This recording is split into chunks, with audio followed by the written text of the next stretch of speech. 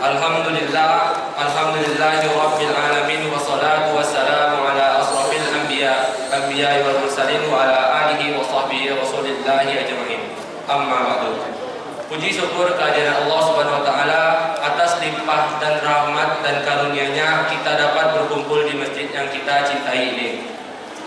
Salawat keliling salam kita aturkan kepada junjungan alam yakni besar Muhammad sallallahu alaihi wasallam dengan mengucapkan Allahumma sholli ala sayyidina Muhammad wa ala ali sayyidina Muhammad. Assalamualaikum ya Rasulullah. Hadirin dan hadirat yang dirahmati Allah Subhanahu wa taala, marilah kita mulai acara kita pada malam hari ini dengan mengucapkan basmalah. Bismillahirrahmanirrahim. Acara selanjutnya tausiah Ramadan yang akan disampaikan oleh Ustadz Dr. Haji Abu Samah MH yang bertemakan menata ulang iman dan kesungguhan dalam ibadah. Untuk teman-teman dapat didengarkan dan dicatat baik-baik karena setelah Ustadz ceramah akan ada kuis. Kepada Ustadz kami persilakan.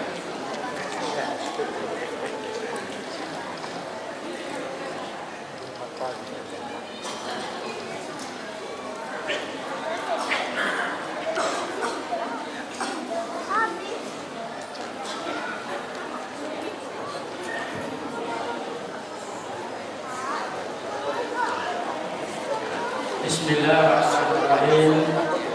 Assalamualaikum warahmatullahi wabarakatuh.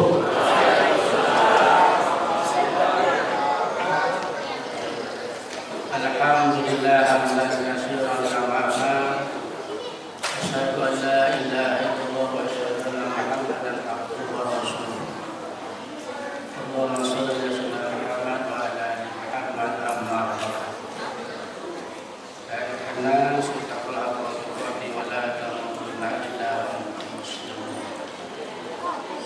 Faqul qala bil Qur'anil Karim. A'udzu billahi minasy syaithanir rajim. Bismillahirrahmanirrahim. Alladzina amanu kutiba alaikumus syiyam kama kutiba alal ladzina min qablikum la'allakum tattaqun. Dan bashiril ladzina amanu wa amilus shalihati ulama rizqu minha min samarat rizqan qalu hadza alladhi rizqna min qablu wa antum min as-sahabah wa lahum biha azwajun mutahharah wa biha mustaqarrah. Yang saya hormati bapak-bapak, ibu-ibu, jamaah salat tarawih yang berbahagia, dan yang saya sayangi anak kami yang cukup ramai hadir di masjid yang mulia ini. Pertama sekali mari kita bersyukur kepada Allah Subhanahu wa taala. Alhamdulillah pada malam hari ini kita masih diberi kesempatan, kesehatan, iman dan takwa sehingga kita dapat ada di rumah Allah ini dalam rangka tadi kita sudah melaksanakan isya berjamaah. Insyaallah nanti kita langsungkan masalah tarawih dan witir. Selanjutnya salawat dan salam kita kirim buat yang anak yakni Nabi besar kita Muhammad sallallahu alaihi wasallam yang mengucapkan Allahumma shalli ala sayyidina Muhammad wa ala ali Muhammad. Mudah-mudahan dengan selalu kita bersalawat kepada baginda Rasulullah sallallahu alaihi wasallam, insyaallah kita akan bersama dengan Allah. Dan barang siapa yang selalu bersalawat kepada Allah, satu kali bersalawat kepada Nabi, maka Allah akan bersalawat kepada kita sepenuhnya. Walaupun itu mari kita amalkan untuk selalu bersalawat kepada baginda Rasulullah SAW. Bapak-bapak dan ibu-ibu yang saya muliakan, dan juga sepanjang bulan Ramadan ini sudah sedang Ramadan. Mari selalu kita tingkatkan iman dan takwa kita kepada Allah Subhanahu wa taala. Karena dengan iman dan takwa inilah insyaallah kita akan selamat, rumah tangga akan tenang, jiran tetangga akan aman, warga akan baik. Karena dengan iman dan takwa itu kita dekat dengan Allah Subhanahu wa taala. Dan dengan iman dan takwa itu juga kita dapat melaksanakan perintah-perintah Allah dan perintah-perintah Rasulnya. Apakah berbentuk wajib seperti tadi siang kita berpuasa, dan setelah tadi sebentar tadi kita melaksanakan isya berjamaah, itu merupakan kewajiban kita. Dan apa yang kita lakukan sepanjang bulan suci Ramadan ini sebenarnya adalah membantu diri kita. Man amala salih man siman asal alaiha. Barang siapa beramal soleh, apapun bentuknya, apapun bentuk beramal soleh, falinafsi adalah untuk dirinya. Artinya kita hidup di dunia ini mempersiapkan diri kita untuk alam selanjutnya. Maka itulah sebab kita beribadah. Apapun bentuk ibadah kita, semua yang kita lakukan itu kata Allah, falinafsi adalah untuk dirinya. Artinya kita beribadah adalah menyelamatkan diri kita. Karena setelah di alam dunia ini, kita akan melanjutkan alam-alam berikutnya. Dan di alam berikutnya adalah yang ditentukan oleh amal-amal ibadah sepanjang kita berada dalam dunia. Bapak-bapak dan ibu jemaah yang saya hormati, adapun judul ceramah kita pada malam hari ini adalah menata iman dan kesungguhan dalam beribadah. Dalam kehidupan kita sehari-hari, kita dituntut bagi bapak-bapak selalu datang ke masjid sholat jemaah. Dan bagi kita juga di dalam beribadah, terutama infak dan sedekah, kita hendaknya infak dan sedekah ke masjid ini. Tapi dari tiap hari biasanya kita rajin ke masjid,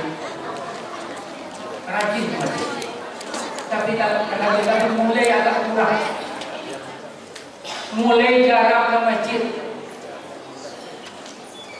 Dan juga kita berpuasa, tapi banyak bercerita dengan orang lain, ibadahnya kurang. Begitu juga infak sedekah, misalnya biasanya kita bawa uang ke masjid infak sedekah bawa 10.000, turun 5.000, turun 1.000, akhirnya bawa lagi. Alasannya apa? Sulit cari uang. Memang sulit cari uang, sulit.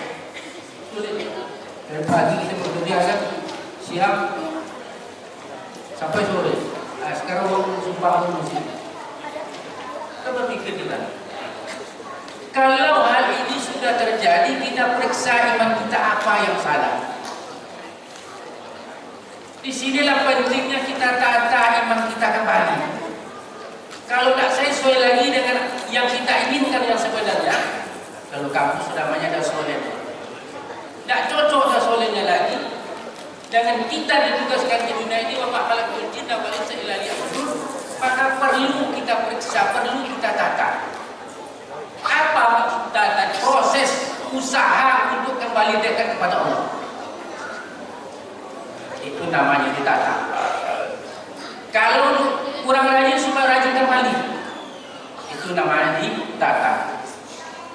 Tujuannya apa? Supaya kita sungguh-sungguh beribadah kepada Allah Subhanahu wa taala sesuai dengan ciptaan kita.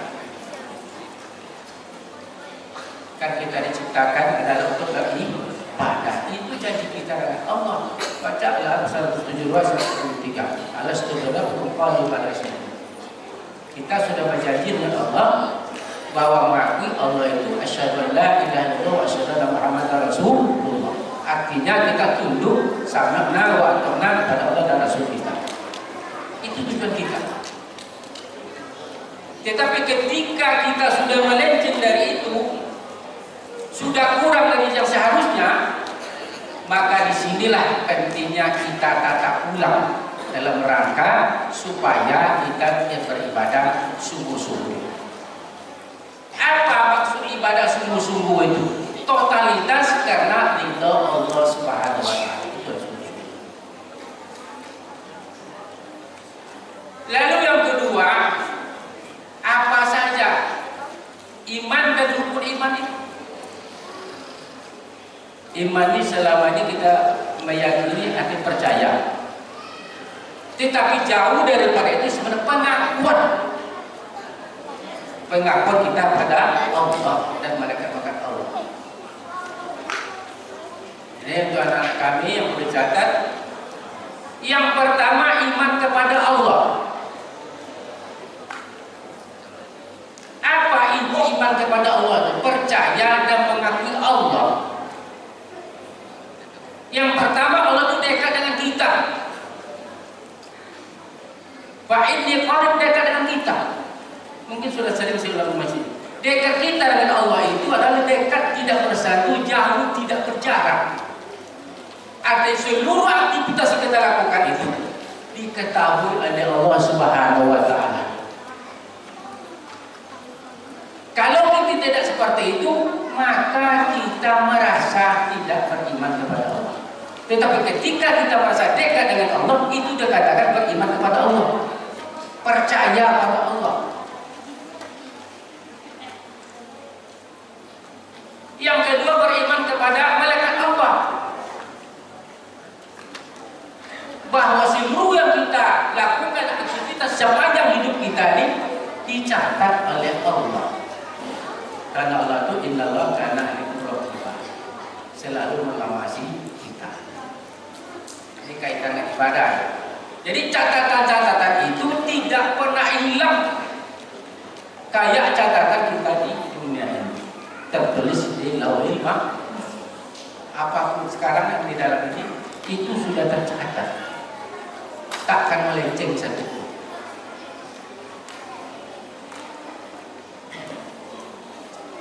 Yang ketiga, beriman kepada kitab Allah. Kami ada aturan lain, Ustaz. Betul. Tetapi ketika kita berpedoman pada Al-Quran hadis, totalitas sudah menjalankan aturan-aturan lainnya. Maka dulu kan orang mengatakan berhasil mengajarkan Pancasila. Pancasila itu sebenarnya sudah ada dalam Al-Quran hadis. Ketika kita belajar Al-Quran hadis, otomatis ajaran kita ajarkan. Maka untuk karena itu maka perlu kita baca Al-Quran.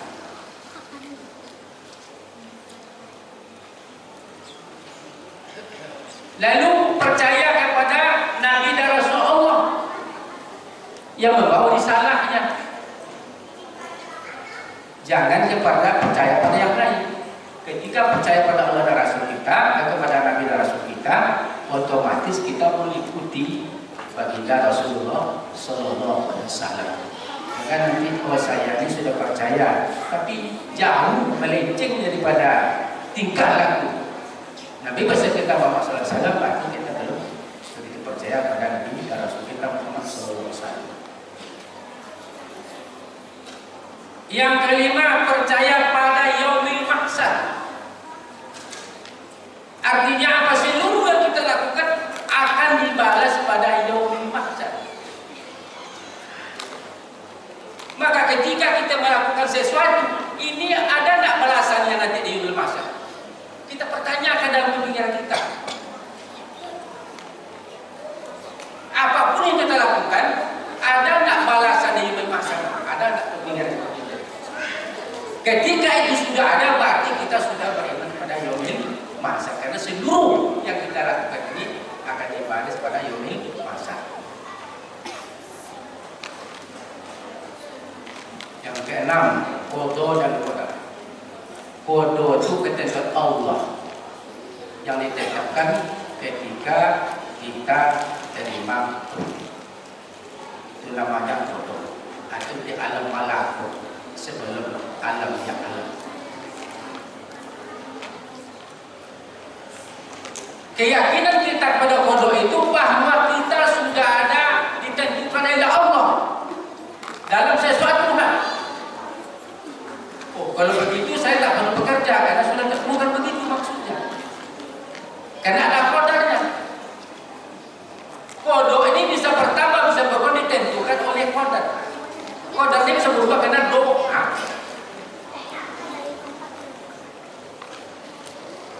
Contoh kita dalam qada kita ditakdirkan ditentukan bapak orang soleh. Tapi kalau selalu narkoba, selalu berzina, mungkin ada orang soleh. Maka qada kita berubah untuk neraka ini.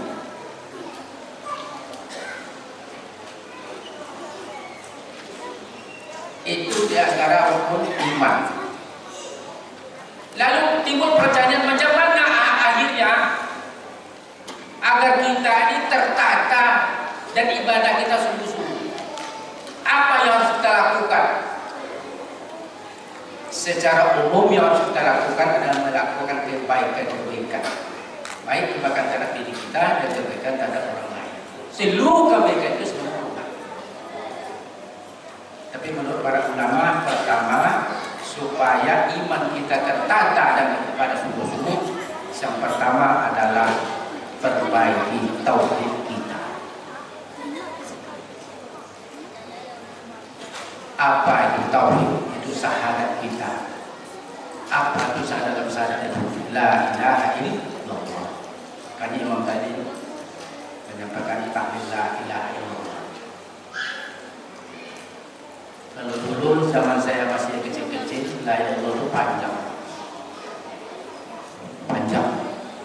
Karena barang saya pernah masuk TK 4 tahun. Itu la ilaha illallah mulai jam 12 sampai 10. Nah, itu saja ucap. Barang ini cuma jam 3, sholat asar malam, langsung lagi. Itu sudah masuk tahun pertama kita berikan. Bukan main-main. Awal-awal itu kita baca bismillah 1000 satu malam. Tahun itu 1000. Itu baca Quran, zikir, sampai nanti pada titiknya kita tak rasa haus, tak rasa lapar lagi. Barulah masuk murid berikan. Jadi kuncinya itu adalah la ilaha illallah. Kalau sudah itu dalam hati kita, insya Allah kita selamat. Contoh dalam sholat, contoh. Kita dalam sholat selalu terbayang pekerjaan kita sebelum sholat. Bahkan barang yang hilang dapat dalam sholat. Dan kita harus dibangun. Apa upaya kita? Supaya kembali baca dalam hati la ilaha illallah. Terus Pak, berzikir itu. Nanti kekesakan kita. Dan hilang Pak. Begitu juga kita dalam hutan. Itu diajarkan seperti itu. Selama ini kita dalam sholat menyetop kemana-mana. Salah satu usaha dari 6 usaha itu termasuk usaha kita tasdikkan dalam hati, kita ucapkan dalam hati kita la ilaha illallah. Kenapa itu diucapkan? Karena setan itu sangat takut dengan kalimat la ilaha illallah. Maka cobalah nanti ketika kita melayang-layang pemikiran kita hidupkan tauhid kita yang mengucap la ilaha illallah.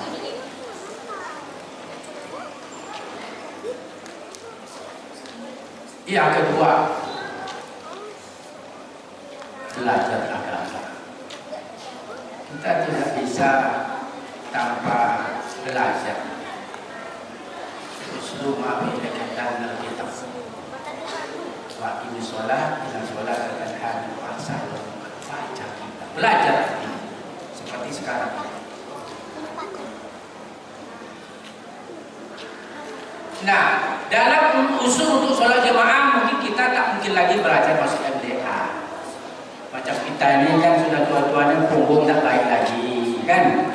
Nah, sudah mulai asam urat sudah kambuh. Bahasa kita tak pas lagi hurufnya. Dalam sholat, itu sebab apa? Selalulah sholat berjamaah. Karena sholat berjamaah itu menurut para ulama, kalau umpamanya sah semua dan tidak yang begitu. Makanya zaman Rasul itu buta pun orang, patah pun orang disunahkan ke masjid untuk mendapatkan fadilah sholat berjamaah. Itu 27 derajat. Salat berjamaah tak usah berpati, masing-masing. Bahwa salat berjamaah itu lebih baik dibanding itu 27 derajat. Jadi dengan kita sholat itu, maka bisa kemungkinan akan selalu tertata iman kita. ketiga adalah penting juga adalah tingkatkan makna sedekah kita sesuai dengan kemampuan yang ada. Min ambil sedekah, ambil sebagai harta kita untuk bersedekah. Tujuannya adalah membersihkan jiwa, termasuk membersihkan dosa-dosa kita. Butuh itu membersihkan harta itu termasuk diri kita. Dan juga selain itu mengatakan zakat adalah keterangan jiwa. Jadi itu di antara langkah-langkah dari 12 langkah agar kita kembali dapat menata iman dan sehingga kita dapat bersungguh-sungguh kepada